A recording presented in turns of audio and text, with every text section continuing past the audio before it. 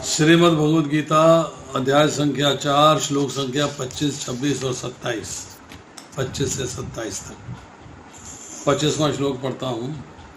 दैवम एव परे यज्ञम योगिनः पर्युपासते ब्रह्म अग्नो अपरे यज्ञम यज्ञेन एव उपजुह्यति। कुछ योगी विभिन्न प्रकार के यज्ञों द्वारा देवताओं को भली भांति पूजन करते हैं और कुछ परम ब्रह्म रूपी अग्नि में आहुति डालते हैं। ये 25 से लेके 32वें श्लोक तक यज्ञों के बारे में चर्चा होगी। तात्पर्य में लिखते हैं श्रील प्रभुपाद, जैसा कि पहले कहा जा चुका है कि जो व्यक्ति कृष्ण भावना भावित होकर अपना कर्म करने में लीन रहता है वह पूर्ण योगी है। ये बात हम बहुत बार डिस्कस कर चुके हैं। किंतु ऐसे भी मनुष्य हैं जो देवताओं की पूजा करने के लिए यज्ञ करते हैं। 12वें श्लोक में इसकी भी चर्चा हो चुकी है। इस तरह कुछ परम ब्रह्म या परमेश्वर के निराकार स्वरूप के लिए यज्ञ करते हैं। भगवान को निराकार मानते हैं, साकार नहीं मानते हैं, उनके लिए पूजा अर्चना अर्चना वगैरह करते हैं। इस तरह के यज्ञ की अनेक कोटियां हैं। विभिन्न यज्ञकर्ताओं के द्वारा संपन्न यज्ञ की ये कोटियां केवल बाह्य वर्गीकरण है। वस्तुतः यज्ञ का अर्थ है भगवान विष्णु को प्रसन्न करना, और विष्णु को यज्ञ भी कहते हैं। यज्ञ means Vishnu and Vishnu means यज्ञ, बट यज्ञ मीन्स प्रोसेस। यज्ञ प्रोसेस को भी कहा जाता है कि आप किस प्रोसेस के द्वारा भगवान को प्रसन्न करते हैं। विभिन्न प्रकार के यज्ञों को 2 श्रेणियों में रखा जा सकता है। सांसारिक द्रव्यों के लिए यज्ञ द्रव्य यज्ञ तथा दिव्य ज्ञान के लिए किए गए यज्ञ ज्ञान यज्ञ, जो कृष्ण भावना भावित है। उनकी सारी भौतिक संपदा परमेश्वर को प्रसन्न करने के लिए होती है। किंतु जो किसी क्षणिक भौतिक सुख की कामना करते हैं वे इंद्र, सूर्य आदि देवताओं को प्रसन्न करने के लिए अपनी भौतिक संपदा की आहुति दे देते हैं। दे प्लीज डेमिगॉड्स। और जो कृष्ण भावना भावित होता है वो सारी अपनी जो उसकी भौतिक संपदा होती है, जो उसके पास उसकी बिलोंगिंग्स हैं, जो उसके पास सामान है, द्रव्य है, धन है, पदार्थ है, सब भगवान की सेवा में अर्पित कर देता है। किंतु अन्य लोग जो निर्विशेषवादी हैं, जो निराकार ब्रह्म में अपने स्वरूप को स्वाहा कर देते हैं, उनका लक्ष्य होता है निराकार रूप में अपने आप को मिक्स कर देना, उसमें लीन कर देना। देवता अगर ऐसी शक्तिमान जीवात्माएं हैं जिन्हें ब्रह्मांड को कुष्मा प्रदान करने, जल देने तथा प्रकाशित करने जैसे भौतिक कार्यों की देखरेख के लिए परमेश्वर ने नियुक्त किया। ये बात हो रही है देवताओं के बारे में। जो लोग भौतिक लाभ चाहते हैं वे वैदिक अनुष्ठानों के अनुसार विविध देवताओं की पूजा करते हैं। ऐसे व्यक्ति बहु ईश्वरवादी कहलाते हैं। बहुत सारे देवता, वे जिसकी ड्यूटी हो जो मेरी बात सुने। ये वेदों में जो कर्म कांड का पोर्शन है उसके अनुसार ये देवताओं की पूजा करते हैं। किंतु जो लोग परम सत्य के निर्गुण स्वरूप की पूजा करते हैं और देवताओं के स्वरूपों को ही आहुति कर देते हैं, वे परमेश्वर में लीन हो जाते हैं। जो निराकार रूपी बात उनकी चर्चा चल रही है, वो ब्रह्म ज्योति में चले जाते हैं, परमेश्वर में लीन हो जाते हैं। परमेश्वर में लीन होने का अर्थ यह है ब्रह्म ज्योति में चला जाना। ऐसे निर्विशेषवादी परमेश्वर की दिव्य प्रकृति को समझने के लिए दार्शनिक चिंतन में अपना सारा समय लगाते हैं। दे यूज देयर टाइम, क्या है, कैसे है, कब है, वगैरह वगैरह वगैरह। दूसरे शब्दों में सकाम कर्मी भौतिक सुख के लिए अपनी भौतिक संपत्ति का यजन करते हैं। मतलब जो उनके पास मटेरियल है, जो उसके पास सामान है, उसको भौतिक संपत्ति और प्राप्त करने के लिए यज्ञ करते हैं।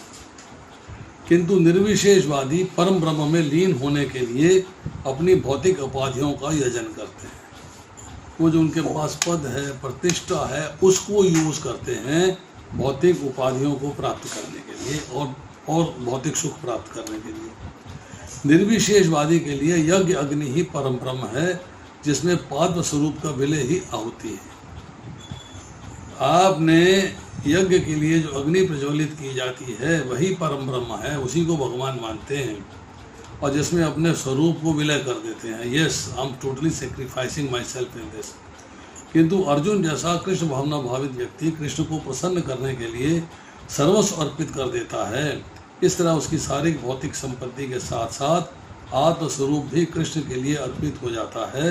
वह परम योगी है, किंतु उसका पृथक स्वरूप नष्ट नहीं होता। हम देखिए क्या समराइज करते हैं इसको, चर्चा क्या आ रही है। 25वें से लेके 32वें श्लोक तक भगवान ने अलग अलग यज्ञों की चर्चा करी है जो अलग अलग लोग करते हैं, और उनसे जो उनको फल मिलते हैं, जो यज्ञ करते हैं उनसे जो फल मिलते हैं वो उनको भौतिक सुख ऐश्वर्य भोगने में सहायता करते हैं। अब डेमीगॉड वर्शिप अर्थात देवताओं का पूजन फॉर मटेरियल गेन, भौतिक संसार का सुख प्राप्त करने के लिए ये कर्मकांडी योगी करते हैं। जो लोग ब्रह्म में अपने आप को मर्ज करना चाहते हैं, अपने लीन कर देना चाहते हैं, वो ज्ञान योगी करते हैं, ज्ञान के द्वारा करते हैं। अब यज्ञ करने की दो प्राइमरी डिविजन से आप लोग बात बता रहे हैं। एक कर्मयोगी जो कि सांसारिक सुख सामान के लिए करता है, सांसारिक द्रव्यों के लिए करता है, द्रव्य यज्ञ है। और एक ज्ञान योगी जो कि दिव्य ज्ञान के लिए करता है, ज्ञान योगी है।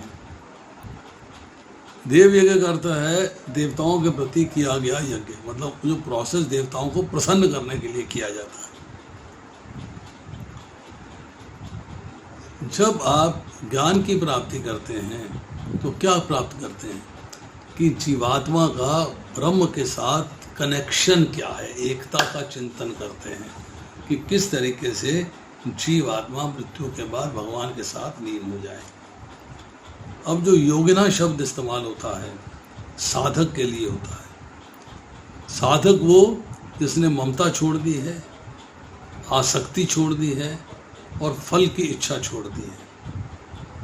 ऐसे लोग शास्त्र के अनुसार यज्ञ आदि कर्म करते हैं भगवान की प्रसन्नता के लिए। अब एक प्रश्न आता है, ब्रह्म रूपी अग्नि में यज्ञ के द्वारा यज्ञ को हवन करना, यज्ञ के द्वारा यज्ञ को हवन करना, हवन मतलब उसके लिए कार्य करना। यज्ञ के द्वारा यज्ञ को, यज्ञ मीन्स प्रोसेस को, प्रोसेस के द्वारा प्रोसेस को हवन करना क्या है, समझ में नहीं आई बात, वेरी डिफिकल्ट। इसका अर्थ यह है कि देहात्म बुद्धि रूपी जो अज्ञान है, हम जो है शरीर और आत्मा का भेद नहीं समझ पाते, अभी तक देहात्म बुद्धि में रमन कर रहे हैं। पर आत्मा और परमात्मा का जो भेद है वो अनादिकाल से है, वो बिगिनिंग से है, वो भुलाया नहीं जा सकता, उसको हम डिसोन नहीं कर सकते, उसको हम इग्नोर नहीं कर सकते। और जब आप ज्ञान के द्वारा इसको समझ लेते हैं, ज्ञान के द्वारा, तो ज्ञान प्रोसेस हो गया। यज्ञ ब्रह्म रूपी अग्नि में मतलब भगवान रूपी जो ज्ञान है, भगवान का जो ज्ञान है, उसके अंदर आपने जो है जब उसको समझ लिया है और ज्ञान अभ्यास के द्वारा आपने अज्ञान को मिटा दिया है, अज्ञान को भुला दिया है, अज्ञान को मिटा दिया है, मतलब अब आपने आत्मा और भगवान और परमात्मा को एक कर दिया। एक means you are servant of the lord. आपने इस बात को स्वीकार कर लिया है और इसको फॉलो करना शुरू कर दिया है। Means you have understood the relationship. यज्ञ यहाँ पे एक विष्णु के लिए इस्तेमाल हुआ, दूसरा यज्ञ प्रोसेस के लिए इस्तेमाल हुआ। तो ब्रह्म रूपी अग्नि में आपने यज्ञ के द्वारा यज्ञ को हवन कर दिया।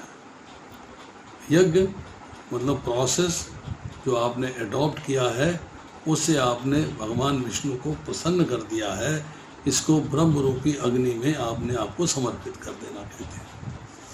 अब आपने अपने आप का समर्पण भगवान में कर दिया। अब आती है श्लोक संख्या 26। श्रोत्र आदीनि इंद्रियाणि अन्ये संयम अग्निषु जुह्यति शब्द आदीन विषयान अन्ये इंद्र अग्निषु जुह्यति। इनमें से कुछ मीन्स विशुद्ध ब्रह्मचारी श्रवण आदि क्रियाओं तथा इंद्रियों को मन की नियंत्रण रूपी अग्नि में स्वाहा कर देते हैं, और दूसरे लोग नियमित गृहस्थ जो हैं वो इंद्र विषयों को इंद्रियों की अग्नि में स्वाहा कर देते हैं। बहुत सिंपल बात है, पर थोड़ा सा टेक्निकलिटी है समझने में। तात्पर्य पढ़ते हैं शिल्पों पर, फिर इसको समझने का प्रयास करेंगे। मानव जीवन के चारों आश्रमों के सदस्य ब्रह्मचारी, गृहस्थ, वानप्रस्थ तथा सन्यासी पूर्ण योगी बनने के निमित्त हैं। ताकि आप पूर्ण योगी बन सको, मानव जीवन पशुओं की भांति इंद्र तृप्ति के लिए नहीं बना है। अतः मानव जीवन के चारों आश्रम इस प्रकार व्यवस्थित हैं कि मनुष्य आध्यात्मिक जीवन में पूर्णता प्राप्त कर सके। ब्रह्मचारी या शिष्यगण प्रामाणिक गुरु की देखरेख में इंद्र तृप्ति से दूर रहकर मन को वश में करते हैं। कृष्ण भ्रमण से संबंधित शब्दों को ही सुनते हैं। श्रवण आदि क्रिया, श्रवण सुनना, श्रवण ज्ञान का मूल आधार है। अतः विशुद्ध ब्रह्मचारी सदैव हरि नामानुकीर्तनम अर्थात भगवान के यश का कीर्तन तथा श्रवण में लगा रहता है। वह सांसारिक शब्द ध्वनियों से दूर रहता है। उसकी श्रवणेंद्रिय हरे कृष्ण की आध्यात्मिक ध्वनि को सुनने में लगी रहती है। इसी प्रकार गृहस्थ भी, ये तो ब्रह्मचारी की बात हो गई, अब गृहस्थ की बात करते हैं। इसी प्रकार गृहस्थ भी जिन्हें इंद्र तृप्ति की सीमित छूट है, सीमित मीन्स बड़े लिमिटेड सी आपकी जो है, आप इंद्र तृप्ति कर सकते हो, बड़े ही संयम से इन कार्यों को पूरा करते हैं। यौन जीवन, मादक द्रव्य सेवन और मांसाहार मानव समाज की सामान्य प्रकृतियां हैं, किंतु संयमित गृहस्थ कभी भी यौन जीवन तथा अन्य इंद्र तृप्ति के कार्यों में अनियंत्रित रूप से प्रवृत्त नहीं होता। अनलिमिटेड डिजायर्स नहीं रखता, limited desires as prescribed by shastra. इसी उद्देश्य से प्रत्येक सभ्य मानव समाज में धर्म विवाह का प्रचलन है। यह संयमित अनासक्त यौन जीवन भी एक प्रकार का यज्ञ है, प्रोसेस है कि आपने इंद्र तृप्ति को लिमिट कर दिया और भगवान के प्रति आपने अपने आप को समर्पित कर दिया। क्योंकि उच्चतर दिव्य जीवन के लिए संयमित गृहस्थ अपनी इंद्र तृप्ति की प्रवृत्ति की आहुति कर देता है। इस सेक्रीफाइसेस इस मटीरियल डिजायर्स इंद्र तृप्ति को सेक्रीफाइस कर देता है। अब यहाँ पे ब्रह्मचारी लाइफ की बात हुई है और गृहस्था लाइफ की बात हुई है।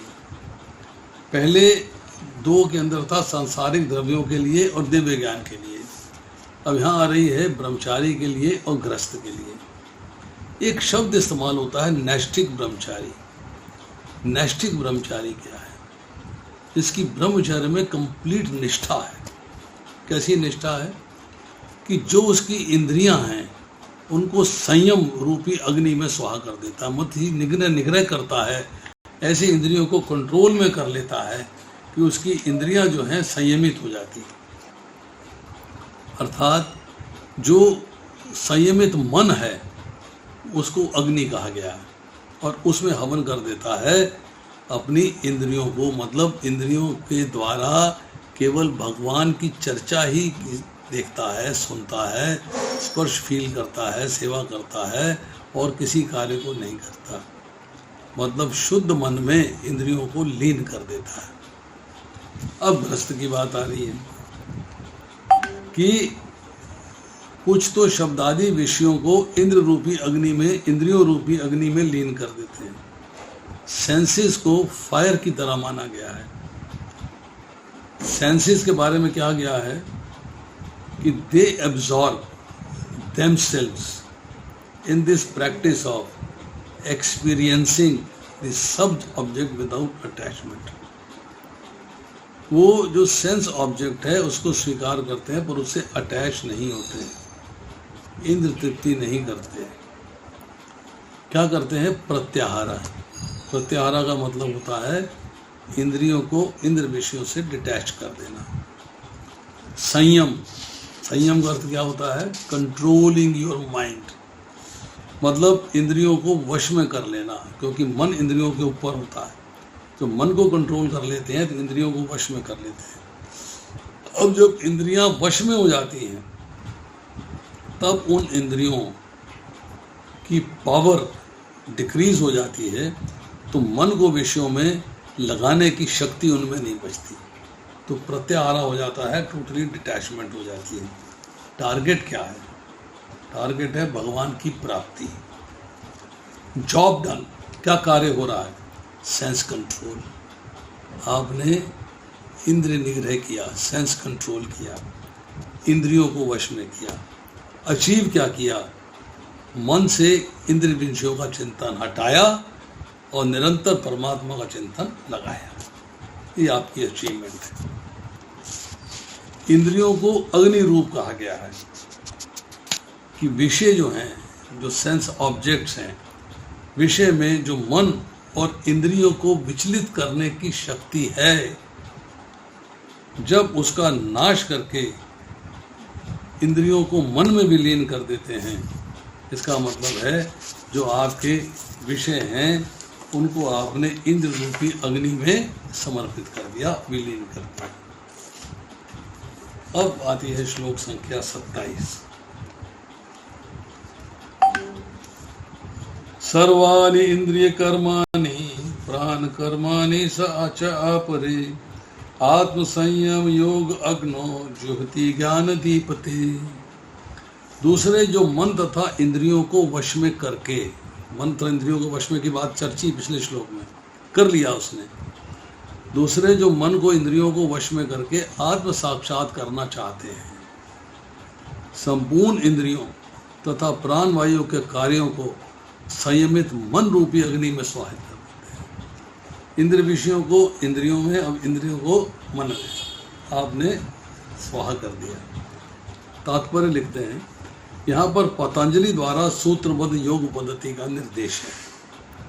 पतंजलि कृत योग सूत्र में आत्मा को प्रत्यगात्मा तथा परागात्मा कहा गया है। दो शब्द इस्तेमाल हुए। परागात्मा क्या है? जब तक जीवात्मा इंद्रिय भोग में आसक्त रहता है तब तक परागात्मा कहलाता है, और जो ही इंद्रिय भोग से विरत हो जाता है वह प्रत्यगात्मा कहलाने लगता है। जीवात्मा के शरीर में 10 प्रकार के वायु कार्यशील रहते हैं, और इसे श्वास प्रक्रिया प्राणायाम के द्वारा जाना जा सकता है, जिसकी चर्चा अगले श्लोकों में आएगी। पतंजलि की योग पद्धति बताती है किस तरह शरीर के वायु के कार्यों को तकनीकी उपायों से नियंत्रित किया जाए, जिससे अंततः वायु के सभी आंतरिक कार्य आत्मा को भौतिक आसक्ति से शुद्ध करने में सहायक बन जाएं। आपके जो वायु के आंतरिक कार्यों की चर्चा करेंगे, आंतरिक कार्यों की क्या कार्य हैं उनके, उनमें सहायक बन जाएं, उनकी भौतिक आसक्ति ना हो, उससे शुद्धिकरण हो जाए। इस योग पद्धति के अनुसार प्रत्यगात्मा ही चरम उद्देश्य है। मीन्स इंद्रिय भोगों से विरत होना आपका चरम उद्देश्य है।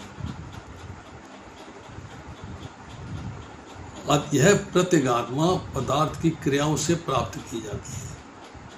जब मैटर जो है, मैटर जब रिएक्ट करता है, एक्ट करता है, तब आपको समझ में आती है कि मेरे को इसके प्रति आकर्षित नहीं होना है। जब आकर्षित नहीं होंगे तो आप जो है सेंस कंट्रोल में आ जाएंगे, इंद्रिय विषयों से निरत हो जाएंगे। इंद्रियां इंद्रिय विषयों से प्रतिक्रिया करती हैं, मतलब अट्रैक्ट होती हैं, अटैच करती हैं। यथा कान सुनने के लिए, आँख देखने के लिए, नाक सूंघने के लिए, जिह्वा स्वाद के लिए तथा हाथ स्पर्श के लिए हैं। और ये कार्य प्राण वायु के व्यापार क्रियाएं हैं, और ये सब इंद्रियां मिलकर आत्मा के बाहर के कार्यों में लगी रहती हैं। अपान वायु नीचे की ओर जाती है, व्यान वायु से संकोच और प्रसार होता है, समान वायु से संतुलन बना रहता है, उदान वायु ऊपर की ओर जाती है। जब मनुष्य प्रबुद्ध हो जाता है वे सब इन्हीं वायुओं को आत्म साक्षात्कार की खोज में लगाता है। देखिए, अब पांचवा, 4 हमने कर लिए। एक द्रव्य यज्ञ किया, एक ज्ञान यज्ञ किया, एक ब्रह्मचारी लाइफ के बारे में चर्चा करी, एक ग्रस्त के बारे में चर्चा करी। अब चर्चा आ रही है पतंजलि के योग सूत्र के अनुसार कि आत्मा को मैटर से विलग कर देना, मतलब मैटर के प्रति आकर्षित नहीं हो, उससे विलग कर देना। इसमें जो है, जो इंद्रियों के एक्शंस हैं और जो प्राणों के एक्शंस हैं, वो कंट्रोल्ड माइंड की फायर में विलीन हो जाए। कैसे?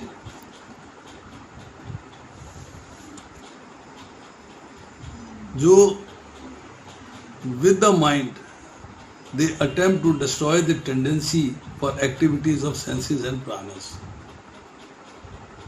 क्या क्या क्या डिस्ट्रॉय करता है?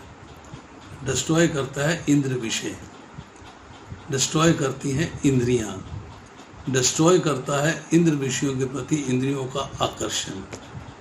तो वो जो है आपके प्राणों के और जो इंद्रियां हैं वो भगवान की तरफ आकर्षित नहीं हो पाती, संसार की तरफ आकर्षित हो जाती हैं।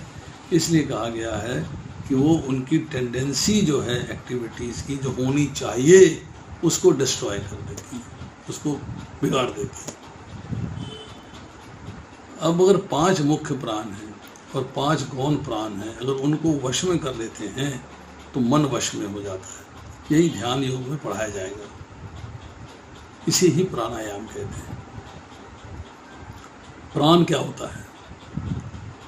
प्राण आपकी छाती में होता है, ब्रीदिंग, सांस लेना और बोलना, इसके थ्रू होता है। अपान क्या होता है? ये नाभि के नीचे होता है, इसे मल मूत्र का त्याग करना, और नाभि के नीचे के जो अंग हैं, टांगे हैं, लिम्स हैं, पैर हैं, उनमें शक्ति मिलती है। आपके जेनिटल्स को शक्ति मिलती है, आपके एनस को शक्ति मिलती है इवैक्यूएट करने के लिए। समान करता है हाजमा, डाइजेशन, और फिर हजम की हुई वस्तुओं को खून में ले जाना, एसिमिलेट कर देना, शरीर में एसिमिलेट कर देना। उदान आपका हेड रीजन को कंट्रोल करता है, इसमें स्वेलिंग होती है और आपकी बाजुओं की मूवमेंट होती है और आप सीधा खड़ा हो पाते हो, इरेक्ट पॉस्चर होता है।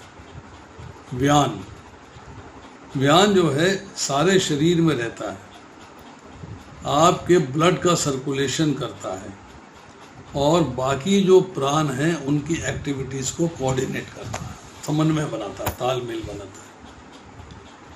अब है 5 गौण प्राण सेकेंडरी, उसमें एक है नाग, जिससे डकार आते हैं, बेल्चिंग होती है। एक है कूर्म, जिससे आंखें बंद होती हैं और आंखें खुलती हैं।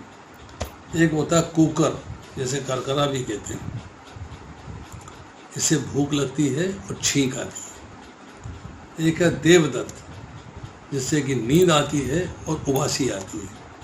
और एक है धनंजय, ये सारे शरीर में रहता है और मृत्यु के बाद भी आपके शरीर में उपस्थित रहता है, जिससे कि डिकम्पोजिशन होता है।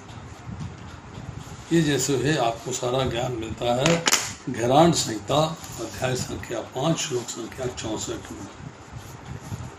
तो इसके बाद जो श्लोक आएंगे उनमें प्राणायाम की चर्चा आएगी।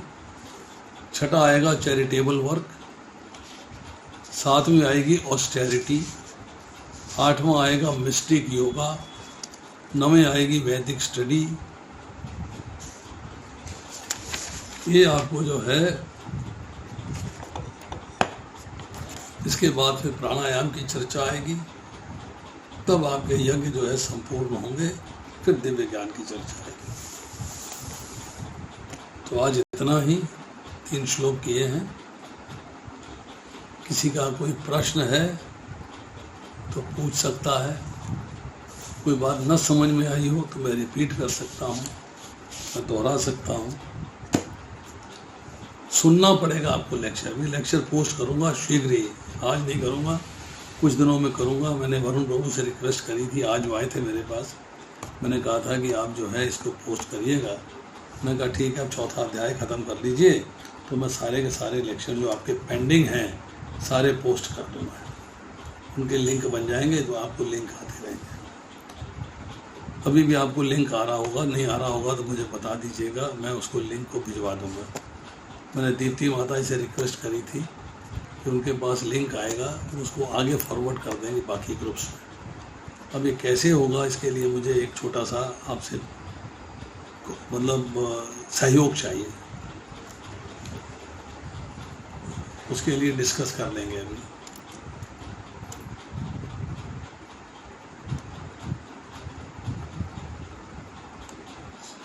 चलिए,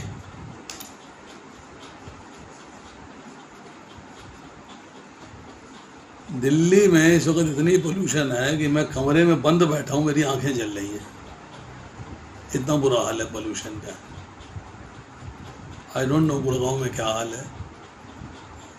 प्रभु जी यहाँ पे भी वही हाल है, हरे कृष्णा, बहुत बुरा हाल है यहाँ पे, बहुत बुरा हाल है प्रभु जी, कमरे बंद करके बैठे हैं हम लोग। मैं प्रभु जी आंखों में मिर्ची सी लग रही है प्रभु जी, मतलब बाहर बरामदे में नहीं निकला, ऊपर कमरा है नीचे कमरा है, पर आंखें जल रही हैं। पर दिवाली पे पटाखे बैन हुए कि नहीं हुए अभी? अब क्या करें माता जी, इलाज तो है नहीं।